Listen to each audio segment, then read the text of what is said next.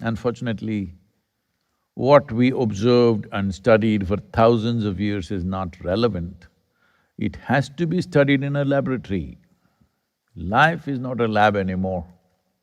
Life is not a place of learning. All learning happens in a university or a laboratory, or it has to come from a textbook. If I say something any number of times, religious people, scholars, academics ask, where is it printed? Array, to print some damn thing, somebody should know it first, isn't it? Hello? Did some realization about certain aspect of life, did that come first or the printed word come first? What is this? This is because a whole lot of people are thriving, making a living out of the printed word. They think everything is printed. Yes, it is imprinted, but not printed on the paper or on the internet. It is there everywhere, if you observe.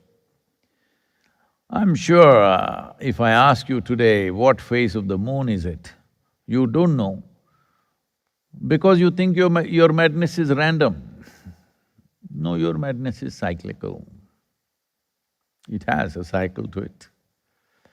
So today, some studies, the Basel University in Switzerland has done something, this is one of the significant studies which is showing that the lunar cycle influences human sleep.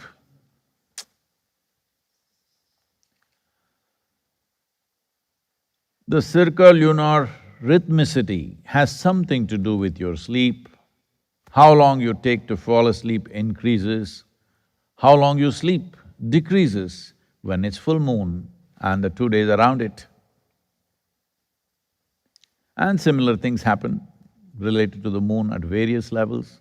There are many studies done by the Mental Health Institute of America, Mental Health Sciences Institute, which clearly says that certain bipolar conditions are very actively influenced by the moon's position. Well, we've been saying this forever. For different days of the month, we have different types of sadhana. But these days, nobody knows which phase of the moon it is because nobody ever looked up and saw, they're all… If I ask you, I'm sure some of you are already doing it, checking it on the Google, what phase of the moon is it today? No, you need to check it in your body because the body is responding. If it doesn't respond, it cannot live. So, as a part of this, when the science of yoga was the basis of the cultural fabric of India, there was no weekly holidays. Oh, Sadhguru, what are you getting at now?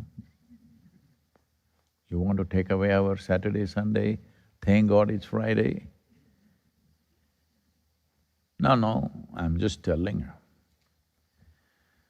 It used to be 3 days break from work, 1 day before, on the day of the full moon and the next day, the farmer would never plough his land. And 1 day before, the no moon day, the next day and the next day. There's a third day, which is very important, called Moonram Pirai in Tamil culture. On these 3 days, he wouldn't plough. Rest days, because largely people were into farming. And there was no government jobs to declare holidays. Businesses chose whether they want to close 6 days in a month or 4 days in a month or 2 days in a month, that was their choice. But the farmers maintained this. At that time, largely the community was into farming. So that is where the holidays were properly enforced. Full moon day and new moon day. 1 day before full moon day and the next day. When it comes to new moon day, the next day and the next day. So this was conducive because on these days, well, today universities are saying your sleep patterns are disturbed. Your sleep patterns are different and kind of, there is a certain diminishing of your ability to sleep on those nights. Well, if something is affecting your sleep, do you think it's not affecting your wakefulness? Hello? No, another billion-dollar research needs to happen. Of course, everybody has to live.